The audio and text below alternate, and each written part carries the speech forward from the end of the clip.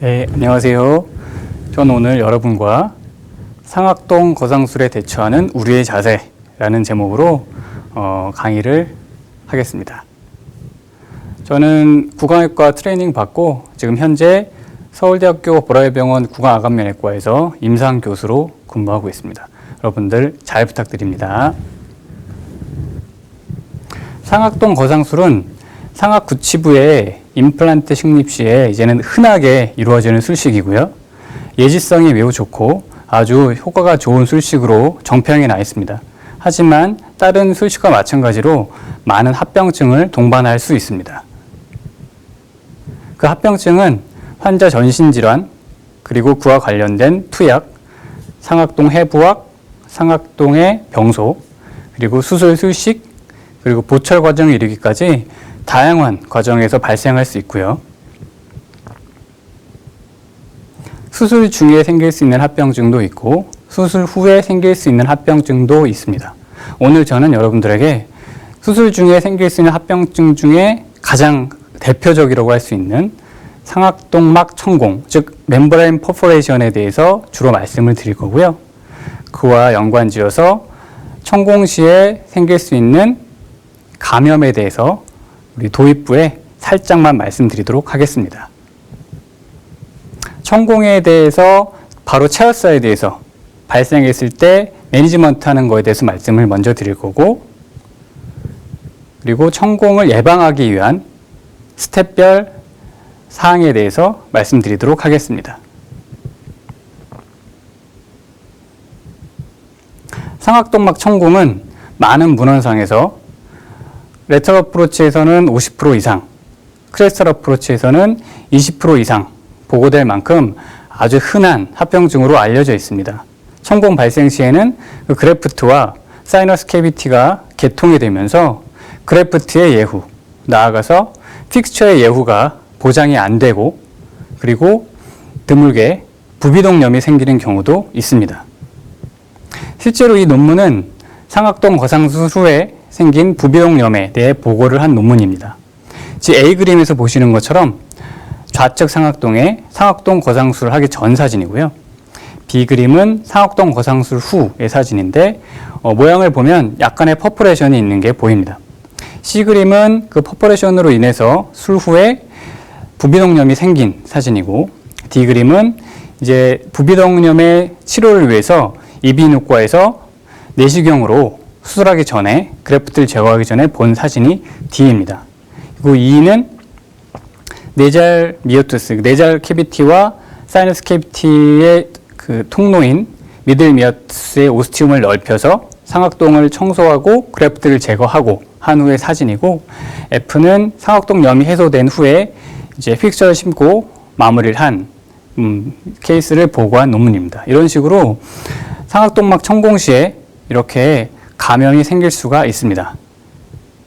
감염이 생기면 방금 보셨던 것처럼 이비인후과에서 전신마취 하에 FESS, 즉 Functional Endoscopic Sinus Surgery를 통해서 MMA라는 술식, 즉 미들 미아탈 엔트로스토미라는 술식을 진행하게 되는데요. 근데 상악동 거상술에 어큐트하게 생긴 리아트로제닉한 맥실러리 사이노사이티스는 사실 체어사에 대해서 충분히 해결할 수 있는 경우가 많이 있습니다. 제 케이스입니다. 17번에 임플란트 식립을 계획했던 환자고요. 보시는 것처럼 어베어블 보나이트가 매우 낮아서 크레스털 어프로치를 통한 상악동 거상술을 하면서 픽스처를 동시에 식립하기로 계획을 세웠던 환자입니다. 그래서 수술을 진행했고요. 수술 후에 파노라마 영상이고, CT를 보겠습니다. 픽스처, 그래프트가 보이고요. 특별히 막천공을 시사하는 소견은 보이지 않습니다. 하지만 수술 12일째 환자가 내원했을 때 보시는 것처럼 사이너사이티스 소견이 관찰되었습니다. 이런 경우에 메디케이션을 먼저 하게 됩니다. 상악동염에 가장 좋은 항생제로 알려져 있는 아목시실린 클라볼라네이트를 2주 이상 처방을 하고 아울러 액티피드로 대표되는 슈도에피드린 계열의 약을 3일 정도 처방했습니다. 처방 후 일주일 뒤에 팔로우업을 다시 했는데 보시는 것처럼 여전히 사이너사이티스가 잔존했고 오히려 더 심해졌고 환자의 증상, 즉 냄새가 나고 코가 막힌다는 증상이 더 심해졌습니다. 이럴 때 할 수 있는 거는 더 이상 이제 안티바이오틱스는 의미가 없습니다. 이제는 직접적으로 칼을 대서 상악동 안에 산소를 공급해 주면서 미생물의 개체수도 줄여줘야 됩니다. 그러기 위해서 하는 수식이 바로 IND가 되고요. IND 하고 나서 드레인을 넣고 클리어한 디스차저가 나올 때까지 드레인을 유지하게 됩니다. 이 환자의 실제 IND 영상입니다. 베스티뷴 쪽에 약 1cm 정도 호리존탈한 인시전을 주고 사이너스 레터럴 월을 노출시킵니다.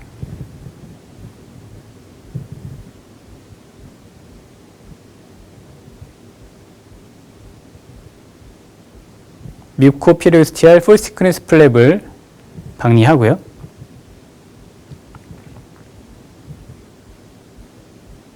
사이너스 캐비티 안으로 들어가기 위한 작은 홀을 만듭니다. 말 그대로 사이너스 캐비티 안에 드레이니지를 하기 위한 수식입니다. 하이스피드 라운드버로 약 직경 3mm 정도의 홀을 만듭니다.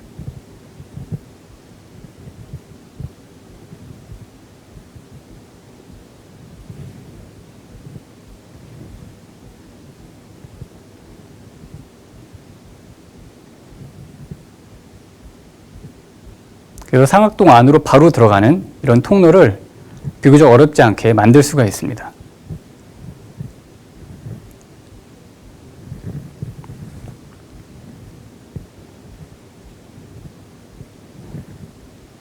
이렇게 드레이니지 될 수 있는 통로를 만든 후에 이대로 이제 마무리하는 것이 아니라 데일리 또는 이틀에 한 번씩 환자를 외래로 불러서 드레싱 하면서 드레이니지를 해줘야 되기 때문에 이렇게 드레인을 삽입합니다. 레터럴 월의 사이즈를 크지 않게 만들었기 때문에 이제 드레인이 적절한 사이즈로 들어가고요. 그리고 봉합을 해서 혹시 드레인이 추후에 팔로우업 시에 상악동 안으로 밀려 들어가거나 아니면 입안으로 튀어나오거나 하는 현상을 예방합니다.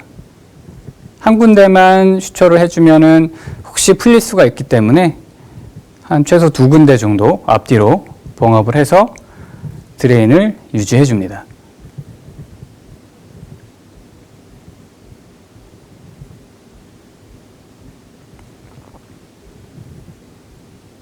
보시는 그대로 상악동 IND 수식 자체는 전혀 복잡하거나 어려울 게 없습니다. 특히 사이너스 레터럴 어프로치에 대한 경험이 조금만 있으시다면 사이너스 IND에 대한 수식은 사실 그렇게 어렵지 않게 수행을 하실 수 있을 거라고 생각이 됩니다.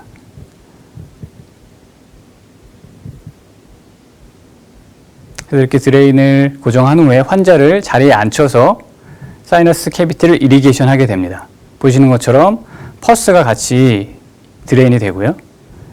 환자 목으로 넘어오는 것을 이제 환자가 뱉어내게 합니다. 이렇게 해서 인위적으로 깨끗한 노말 살라인으로 상악동 안을 세척합니다.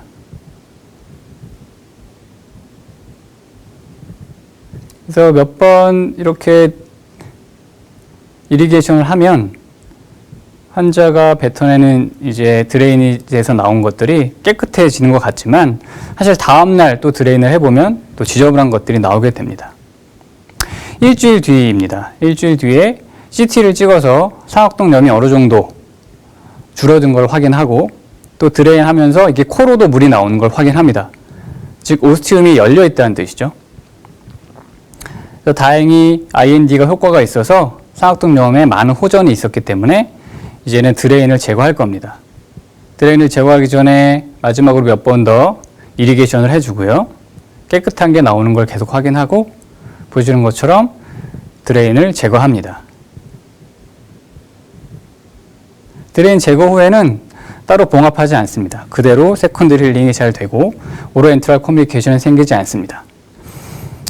19일째, 즉 IND 직전의 CT와 IND 일주일 후의 CT를 비교해 보시면 상악동막의 점막의 뮤코자의 시크닝도 많이 감소했고 특히 오스티움, 내절 캐비티와의 통로가 열려 있는 게 확인되실 겁니다. 수술 전, IND 직전, 수술 4개월 후의 CT입니다. 수술 4개월 후의 CT를 보시면 수술 전과 비슷한 상악동의 건강함을 확인하실 수가 있고요. IND 직전, IND 직후 일주일, 그다음에 수술 후 7개월, 보철까지 완료된 후의 사진을 보시면 상악동이 아주 깨끗한 것을 보실 수가 있습니다. 보철까지 완료된 사진이고요. 그러면 왜 상악동 거상술 후에 이런 식으로 상악동염이 생겼는지를 생각을 해봐야 됩니다. 이 사진은 유명한 논문입니다. 2004년에 오스테오톰을 이용해서 크레스탈 어프로치를 한 다음에 코로 내시경을 넣어서 실제 상악동저에 어떻게 모양이 되는지를 확인한 논문입니다. 보시는 것처럼 이렇게 돔 쉐입으로 사이너스 플로우가 예쁘게 올라오는 게 이제 크레스탈 어프로치의 목적이자 우리 모든 술자가 원하는 바가 되겠습니다. 하지만 항상 이렇게 되는 게 아니라 이런 식으로도 진행될 수 있습니다. 즉 멤브레인이 어딘가는 찢어져 있고 찢어진 곳으로 그래프트가 많이 올라와 있는 게 보입니다. 즉 이런 그래프트가 상악동 캐비티 안에 잔존하게 되면서 인펙션이 됐을 것으로 추정을 합니다. 그렇다면 이렇게 하지 않고 이렇게 우리가 원하는 대로 예쁘게 할 수 있는 방법이 사실 없습니다. 크레스탈 어프로치에 어떻게 보면 한계가 될 수가 있고요. 그래서 크레스탈 어프로치는 분명히 굉장히 간단하고 상악동 거상술을 쉽게 할 수 있는 대중적인 아주 대세인 방법인 틀림없지만 이런 식의 술자가 미처 인지하지 못한 퍼포레이션이 발생할 수 있습니다. 크레스탈 어프로치 시에 발생한 퍼포레이션에 대해서는 아쉽지만 사실 매니지할 수 있는 방법이 없습니다. 그래서 원칙적으로는 크레스탈 어프로치 시에 발생한 천공에 대해서는 레터럴 어프로치로 전환을 해서 리페어를 하든지 아니면 숏앤 와이드 픽처로 컴프로마이즈를 하든지 1, 2번 다 여의치 않으면 수술을 중단하고 3개월 후에 재시도를 할 수밖에 없습니다. 반면에 레터럴 어프로치에 생긴 천공은 술자가 매니지먼트 할 수 있는 곳들이 많이 있습니다. 일반적으로 2mm 미만의 천공은 사이너스 멤브레인이 자기들끼리 폴딩이 되면서 자연스럽게 막히는 경우가 많아서 보통은 따로 리페어하지 않고 예정됐던 수식을 그대로 진행합니다. 하지만 2mm 이상의 퍼포레이션에 대해서는 리페어를 해주는 과정이 필요하고요. 5mm 이상의 큰 천공도 리페어를 잘 할 수 있다면 리페어 후에 예정된 대로 술식을 진행합니다. 물론 때로는 그래프트만 하고 픽션은 나중에 심어야 될 경우도 있고 아니면 아예 모든 수술을 중단하고 3개월 후에 다시 재시도를 해야 될 경우도 있습니다. 그리고 3개월을 기준으로 잡는 이유는 커넥티브 티슈의 일종인 페리오스티움의 힐링 기간을 고려한 것입니다.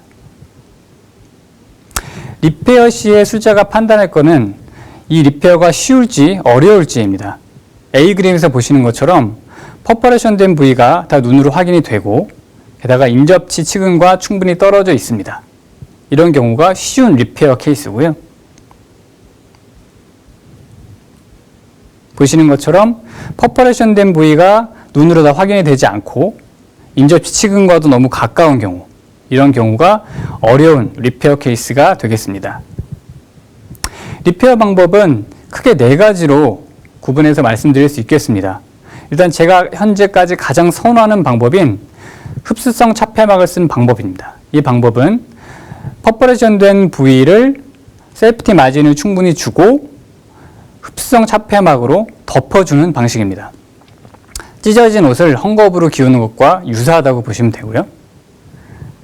그리고 슈처 하는 방법도 생각해 볼 수는 있습니다. 즉 퍼포레이션 된 사이너스를 직접 아주 얇은 실로 봉합을 해주는 방법인데요. 문제는 이렇게 멤브레인을 봉합하기 위해선 매우 정교한 기구, 정교한 실, 게다가 정교한 손이 필요합니다. 그리고 슈처를 잘못하면 오히려 퍼포레이션이 더 커지는 우를 범할 수가 있고 게다가 이렇게 슈처할 수 있는 범위도 매우 한정되어 있습니다. 따라서 일반적으로 멤브레인 봉합하는 것을 권해드리진 않습니다.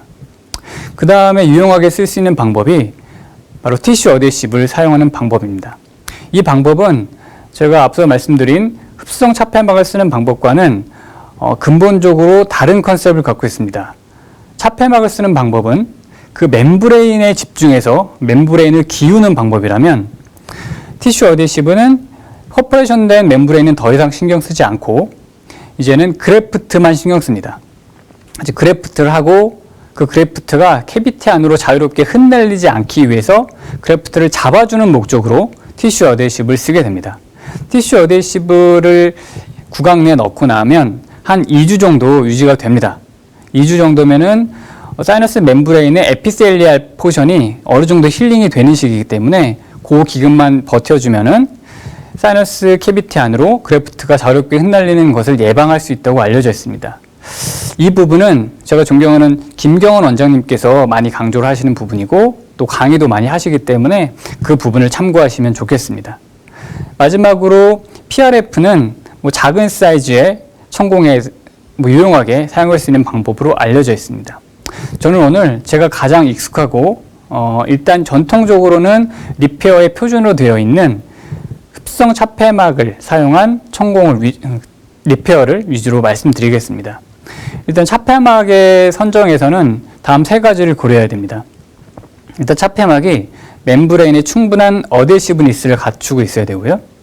그리고 상악동 캐비티 안은 출혈이 많이 되는 공간이기 때문에 헤모스타시스 기능도 할 수 있어야 하고 무엇보다 사용하기가 쉬워야 합니다. 차폐막을 쓴 리페어를 하기 전에 전제 조건들이 있습니다. 퍼퍼레이션된 부위가 숫자의 눈에 완전히 다 들어와야 됩니다. 그리고 퍼퍼레이션된 부위를 넘어서 바이패스에서 즉 추가로 좀 더 엘리베이션을 할 수 있어야 되고요. 엘리베이션하는 양은 최소 5mm 이상 돼야 그 부위에 충분한 세이프티 마진을 두고 멤브레인을 커버할 수가 있겠습니다. 이제 모델상에서 트랩핀버로 리포지셔닝 테크닉을 통해서 윈도우를 만들고 있는 장면입니다. 퍼퍼레이션이 발생했고 퍼퍼레이션된 부위가 눈으로 다 확인되지 않았기 때문에 윈도우를 추가로 확장을 했습니다. 윈도우를 확장하고 나서 퍼퍼레이션된 부위를 다 노출시키고 퍼퍼레이션된 부위를 지나서 좀 더 바이패스, 엘리베이션을 해야 리페어가 제대로 된다고 할 수 있겠습니다. 차폐막을 쓰실 때는 우리 소위 말하는 로마린다 파우치 테크닉을 쓰게 됩니다. 순서는 프리하이드레이션을 하고 와이드하게 커버리지를 하고 레터럴 서페이스의 엣지를 약간 내서 그래프트 시에 멤브레인이 밀려 올라가지 않게 하는 방법을 씁니다. 하지만 제가 실제로 사용을 많이 해보니 프리하이드레이션을 시키면 멤브레인이 원하는 목적지에 도달하기 전에 오랄 뮤코자나 본에 먼저 다 붙어버리기 때문에 사용하기가 쉽지 않았습니다. 그래서 저는 프리하이드레이션을 하지 않습니다. 그리고 커버리지 범위도 상악동 저까지 다 커버할 필요는 없습니다. 상악동 저까지 다 커버하면 상악동 혈류의 주된 부분을 담당하는 상악동 저에서의 혈류가 멤브레인에 의해서 차단될 염려가 있기 때문에 이 그림처럼 완전히 커버를 하시는 게 아니라 이런 식으로 일부만, 즉 상악동 저는 빼고 천공된 부위 쪽으로만 집중적으로 커버를 해도 충분할 것 같습니다. 그리고 엣지를 이렇게 우리 양복 밖으로 와이셔츠 소매를 내는 것처럼 엣지를 살짝 밖으로 내서 그래프트 시에 멤브레인이 말려 들어가지 않게 예방을 할 수 있겠습니다. 자, 제 환자 케이스입니다. 이분은 페리임플란타이티스에 심각하게 이완된 픽스를 제거하고 양쪽 상악동 거상술을 하면서 픽스를 동시에 식립했던 분입니다.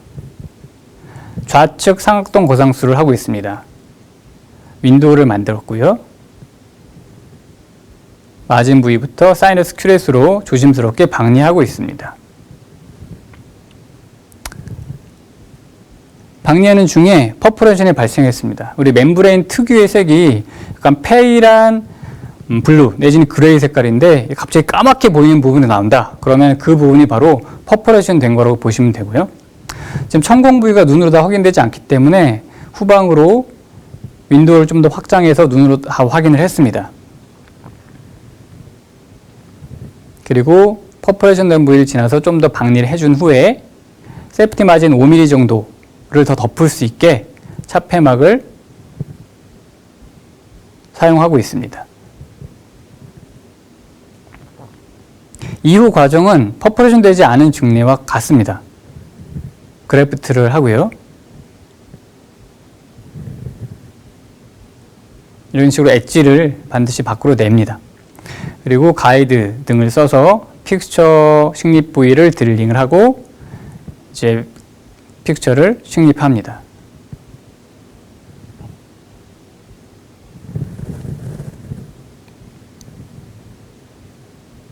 커버 스크류를 체결하고요.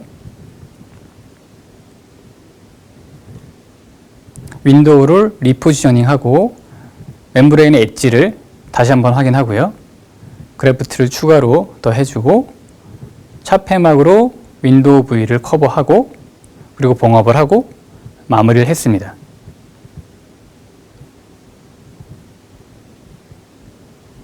같은 환자 같은 날 우측 사이너스도 같이 했는데 보시는 것처럼 퍼포레이션이 메지알 사이드 쪽에 크게 생겼습니다. 좌측보다 더 큰 것 같고요. 역시 마진이 다 확인되지 않기 때문에 전방으로 윈도우를 확장했습니다. 인접지 루트가 가까워서 어려운 리페어에 해당되겠습니다. 하지만 원칙은 똑같습니다. 퍼포레이션 된 부위를 다 눈으로 확인합니다. 확인한 후에 퍼포레이션 된 부위를 넘어서 좀 더 박리를 해줍니다. 다행히 박리 시에 추가적인 천공의 확장은 없었기 때문에 리페어가 가능할 것 같습니다.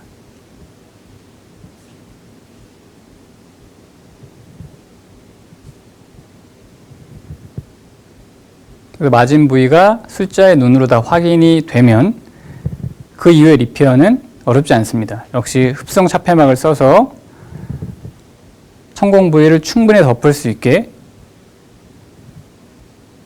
차폐막을 덮고요. 이후 과정은 똑같습니다. 그래프트하고 또 픽처 심고 그렇게 마무리를 했습니다. 식립 후의 사진이고요. CT 보시면 전방부터 후방으로 진행하겠습니다. 그래프트가 보이고 픽처가 보이고요.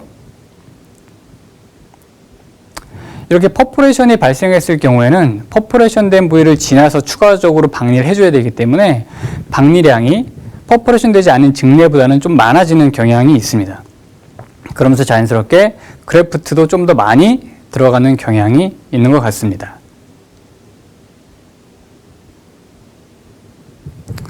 (1년) 뒤 보철까지 완료된 사진입니다. 처음과의 비교 사진이고요. 우측은 14번부터 16번, 좌측은 25, 26번 보철까지 완료된 사진입니다. 이런 식으로 퍼포레이션에 대한 매니지먼트를 체어사이드에서 바로 하고요. 이제 환자를 집에 보내기 전에 수루 주의사항을 설명합니다. 퍼포레이션 시의 수루 주의사항은 성공되지 않은 경우와 사실 다르지 않습니다. 코 풀기, 재채기, 흡연 금지하고 머리 흔들기라든지 수영 금지하고 빨대 금지, 그다음에 템퍼러리 같은 그런 보철물을 사용하지 않게 합니다. 그리고 상악동염에 대한 대비로 프로필락틱하게 아목시실린 클라볼라네이트 계열의 안티바이오틱스를 써주고 로딩은 6개월 이상 충분히 기다렸다가 할 거라고 환자한테 설명을 해줍니다. 그럼 리페어의 예후를 보겠습니다. 천공 자체는 임플란트 서바이벌의 리스크 팩터가 아니다는 논문이 굉장히 많고요.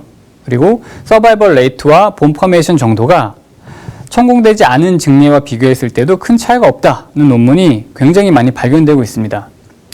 특히 논문에서는 퍼포레이션 사이즈에 따른 서바이벌 레이트를 본 논문인데요. 퍼포레이션 크기를 5mm 미만을 스몰, 5에서 10mm를 미디움, 10mm 이상을 라지 퍼포레이션이라고 했습니다. 그래서 각각의 서바이벌, 임플란트 서바이벌 레이트를 천공되지 않은 증례와 비교했습니다. 그래서 보시면 천공되지 않은 증례에서의 서바이벌 레이트는 약 97.7%인데 스몰 퍼포레이션에서의 서바이벌 레이트는 마찬가지로 97.7%, 물론 미디움, 라지로 갈수록 서바이벌 레이트는 작아지는 경향은 있지만 통계적인 유의성은 없는 걸 확인하실 수가 있습니다. 즉 리페어의 예후는 괜찮습니다. 하지만 한 가지 고려할 사항이 있습니다. 제가 존경하는 경희대 치주과 임현찬 교수님 논문에 의하면 퍼포레이션 된 증례와 퍼포레이션 되지 않은 증례에서의 본 포메이션 차이가 있다고 했습니다. 토끼를 대상으로 실험을 했고요.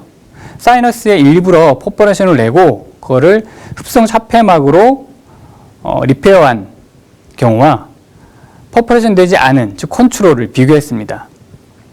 그래서 2주째 뉴본 포메이션을 봤을 때 천공증 내에서는 1.58%, 비천공증 내에서는 9.23% 굉장한 차이를 보였고요.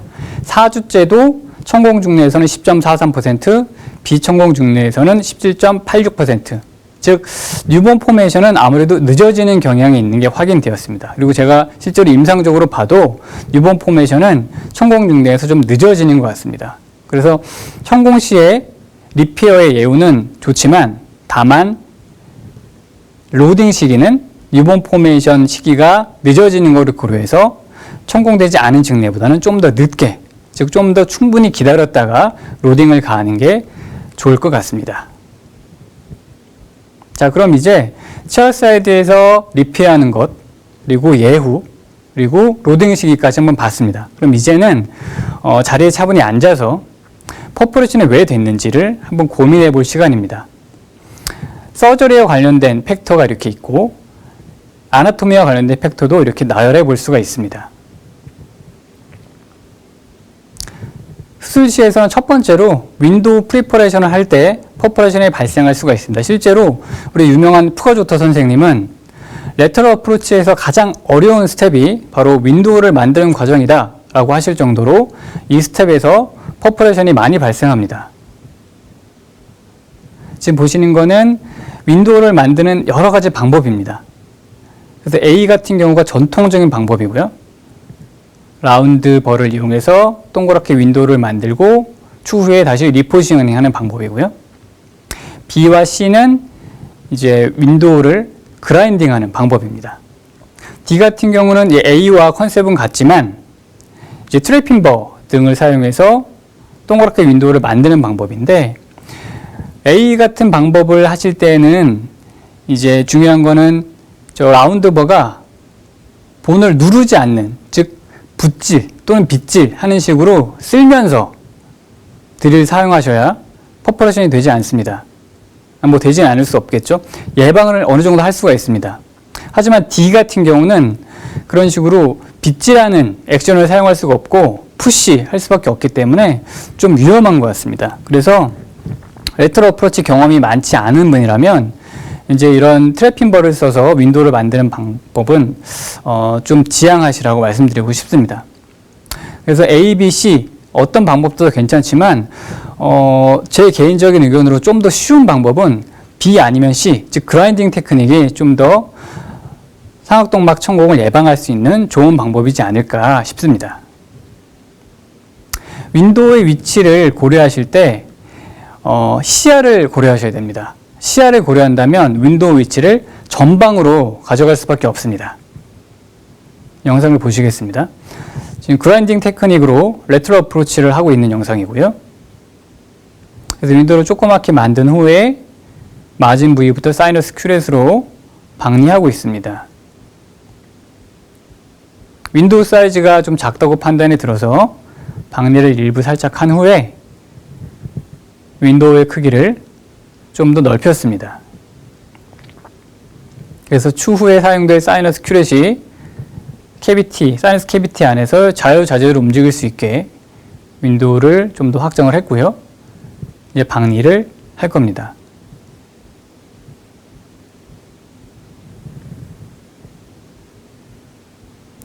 그래서 플로어 쪽, 그다음에 포스테리어, 즉 디스탈 쪽, 안테리어, 메지알 쪽을 번갈아 가면서 조금씩 박리하게 되는데요.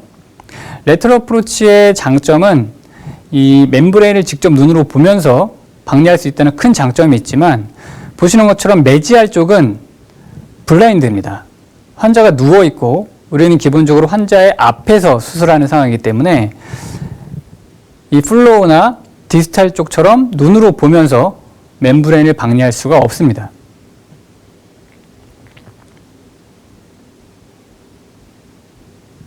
이런 식으로 메지알 사이드는 눈으로 보이지 않고 오로지 손의 촉감에 의해서 박리를 할 수 있을 뿐입니다.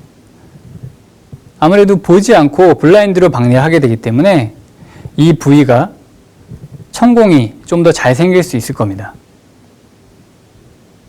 즉 박리 시의 천공을 최소화하려면 이렇게 보이지 않고 박리하는 매지알 사이드의 박리를 최소화해야 되고요. 그러기 위해서는 윈도우를 매지알 쪽으로 만들어야 되는 겁니다. 가령 15, 16, 17번의 임플란트 심는다고 하시면 16번의 윈도우를 만드는 게 아니라 15번 위치에 윈도우를 만들고 필요하면 뒤쪽으로 또 연장하는 식으로 진행을 하시는 걸 추천드립니다. 두 번째는 버트리스입니다. 우리 자이고마틱 아치에서 맥실러로 이어지는 이런 가상의 선, 우리가 자이고마티코 맥실러리 버트리스라고 합니다. 이 버트리스는 상악동을 숫자의 입장에서 볼 때 전방과 후방으로 분리하는 선입니다. 이 버트리스 전방에는 윈도우를 만들기도 쉽고 윈도우 형성 후에 멤브레인을 거상하는 것도 쉽습니다. 하지만 버트리스 후방은 환자의 뒷면에 해당하기 때문에 윈도우를 만드는 과정도 어렵고 어떻게든 윈도우를 만든다고 해도 이후에 막 거상하는 것 자체가 굉장히 어렵게 됩니다. 따라서 윈도우 위치는 버트리스 전방, 결론적으로는 윈도우 위치는 해부학적, 즉 치근, 인접지 치근이 허용하는 한 전방, 즉 매지알 쪽으로 만드는 게 천공의 가능성을 줄이는 방법이 되겠습니다. 그리고 엘리베이션 시의 주의사항인데요. 이거는 기본에 해당합니다.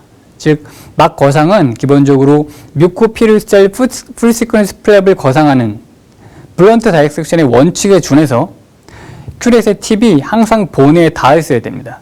그리고 넓게 시원시원하게 크게 스트로크를 가져가는 게 아니라 작고 멀티플한, 즉 스몰 앤 멀티플 스트로크로 이제 진행을 하시는 게 퍼포레이션 가능성을 줄이는 방법이 되겠습니다. 그 외에도 이제 그래프트의 파티클 사이즈를 좀 작게, 우리 본칩 같은 거 말고 좀 라운드한 쉐입으로, 그리고 지나치게 덴스 패킹은 피하고요. 그리고 그래프트를 해서 상악동 저와 멤브레인을 충분히 띄워준 후에 임플란트 식립을 위한 드릴링을 하면 드릴링 시에 발생할 수 있는 천공을 예방할 수 있겠습니다. 다음은 해부학적인 요소와 관련된 천공 유발 요인들입니다. 뭐니 해도 셉텀이 있겠습니다. 셉텀에 관한 아나토믹 스터디는 굉장히 많은데요.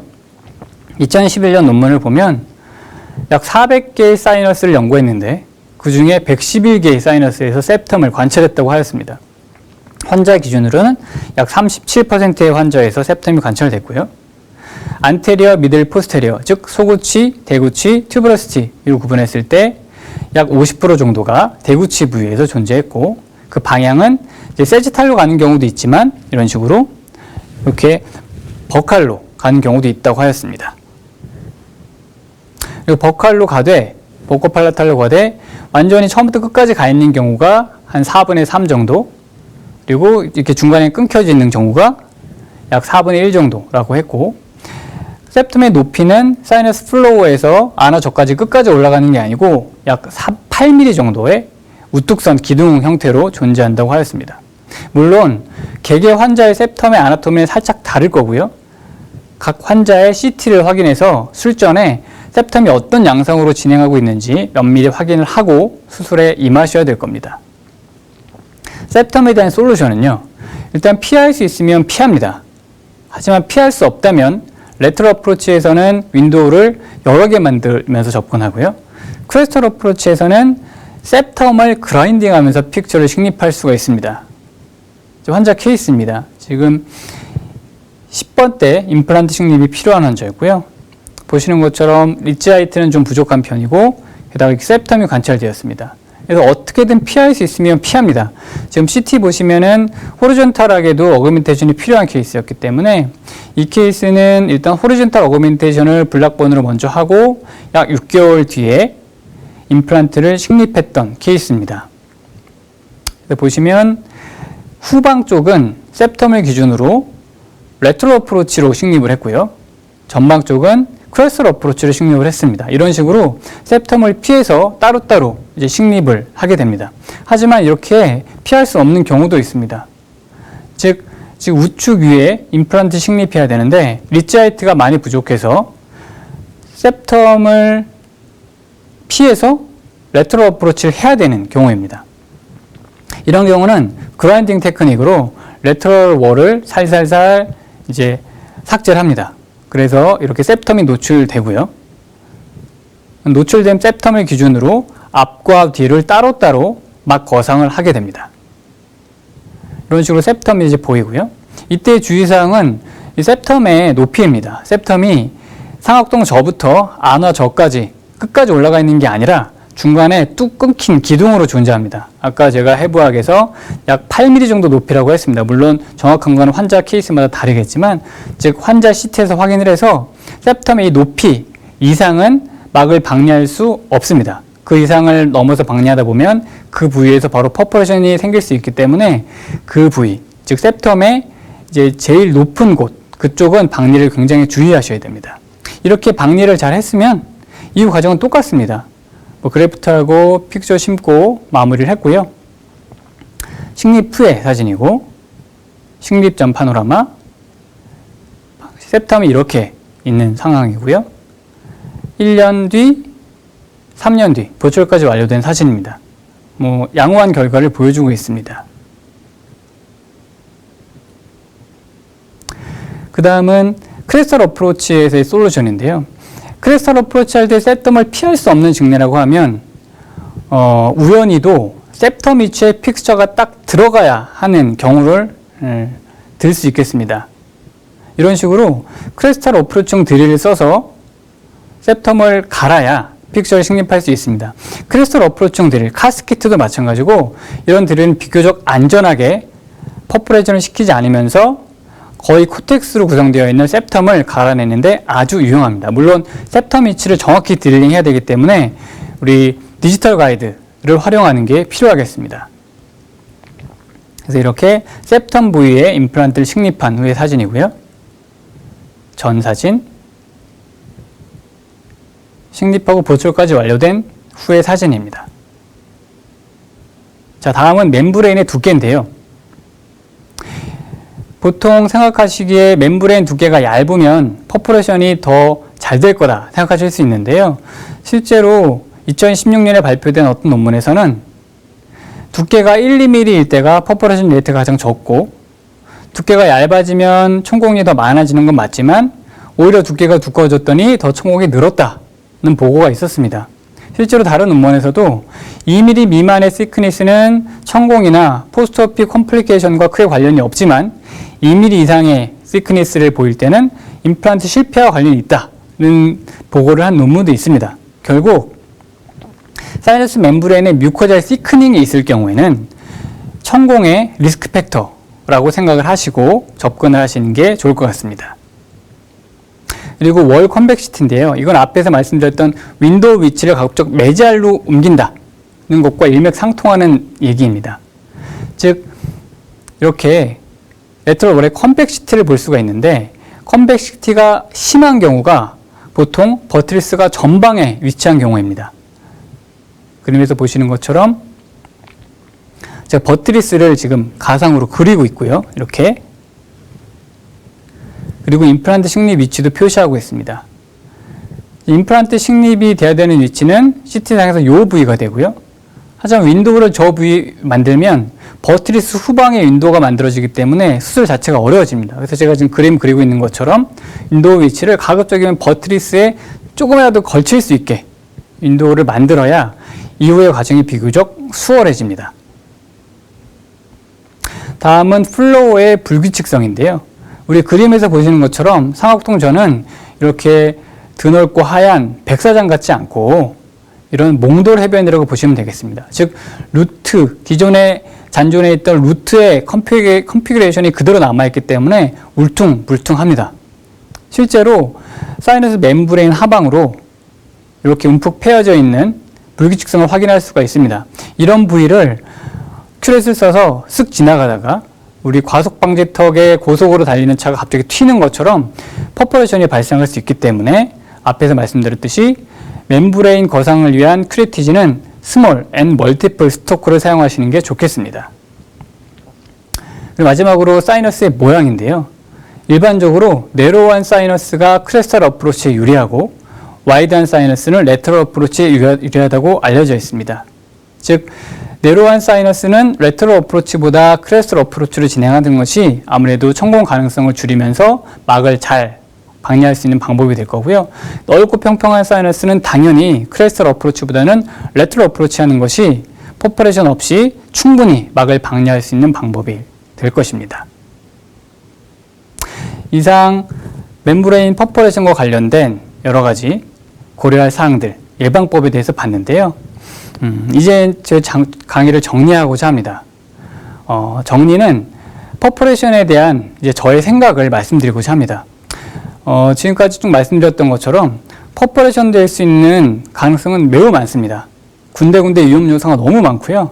우리 수술을 잘해서 러닝 커브를 잘 극복을 하고 수술을 아무리 잘할 수 있게 돼도 이 환자의 아나토미, 퍼포레이션이 잘 생길 수밖에 없는 이런 아나토미에 대한 부분은 사실 해결하기가 어렵습니다. 게다가 많은 문헌에서 이런 식으로 퍼포레이션 비율이 크다고 보고했습니다. 그리고 저는 사이너스 레터럴 케이스가 이제 쌓이면 쌓일수록 퍼포레이션이 줄어들 거다 이렇게 생각을 했지만 사실 사이너스 케이스가 많아질수록 퍼포레이션 케이스도 많아지는 것을 확인할 수가 있었습니다. 그래서 퍼포레이션 시에는 어떤 죄책감이나 어떠한 뭐 실망도 하지 마시고 그냥 차분히 리페어를 하면 된다는 말씀을 꼭 드리고 싶습니다. 이상 저의 강의는 여기까지입니다. 그러면은 이제 질문을 올려주시면 제가 올려주신 질문에 대해서 답을 해드릴 수 있도록 하겠습니다.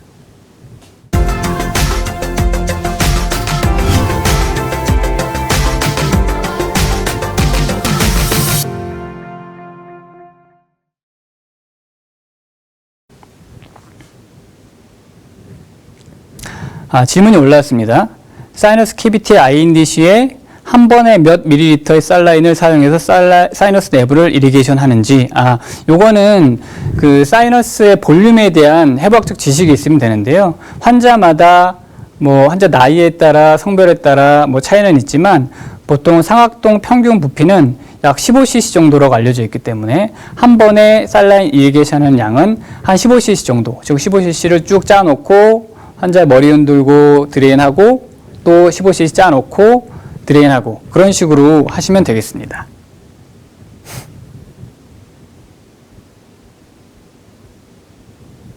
예, 또 질문이 올라왔습니다. 그 퍼포레이션 리페어를 위해서 제가 주로 사용하는 차폐막은 물론 오스템사에서도 굉장히 훌륭한 GBR용 차폐막이 개발되고 있지만 일단은 상악동 막 안으로 들어가려면 굉장히 부드럽고 굉장히 낭창낭창하면서 동시에 잘 찢어지지 않는 성질을 갖고 있어야 됩니다. 그래서 제가 상품명을 구체적으로 말씀드리는 건 좀 그렇지만 우리 G사에서 나온 전통적으로 유명한 멤브레인이 있습니다. 그래서 그 멤브레인을 주로 퍼포레이션의 리페어를 위해서는 제가 사용하고 있습니다. 예, 그리고 또 질문이 올라와서 퍼포레이션 발생 시 리페어가 잘 되더라도 로딩을 늦추는 이유는 이거는 약간 생물학적인 이유가 될 텐데요. 우리 GBR을 생각해 보시면 GBR에서 이제 본이 결국은 다 리모델링이 잘 돼서 우리 호스트의 본으로 다 바뀌어야 이제 거기에 심긴 임플란트가 제대로 기능을 할 수 있는데요. 그러기 위해선 전제 조건이 GBR-된 본, 그래프트 위에 인텍한 페리오스팀이 덮여야 된다는 전제가 있습니다. 즉 페리오스팀이 잘 덮여줘야 리모델링이 빠른 시일 안에 제대로 잘 됩니다. 하지만 퍼포레이션 상황은 그 페리오스티움이 이제 손상을 받은 상황이기 때문에 그래프트 위에 손상받지 않은 인텍한 페리오스티움이 없는 상황이 됩니다. 그래서 그 손상된 페리오스티움이 이제 리페어가 되는 시기를 생각했을 때 자연스럽게 리모델링도 더 늦어지게 될 거고 리모델링이 늦어지니 당연히 로딩도 늦추는 게 맞을 거라고 생각이 됩니다. 뭐 답변이 됐는지 모르겠습니다. 예, 그러면은 더 이상 뭐 질문은 없는 것 같아서요. 늦은 시간인데 오늘 하루도 너무 고생 많으셨고요. 제 지루한 강의 들어주시느라고 너무 감사합니다. 수고하셨습니다.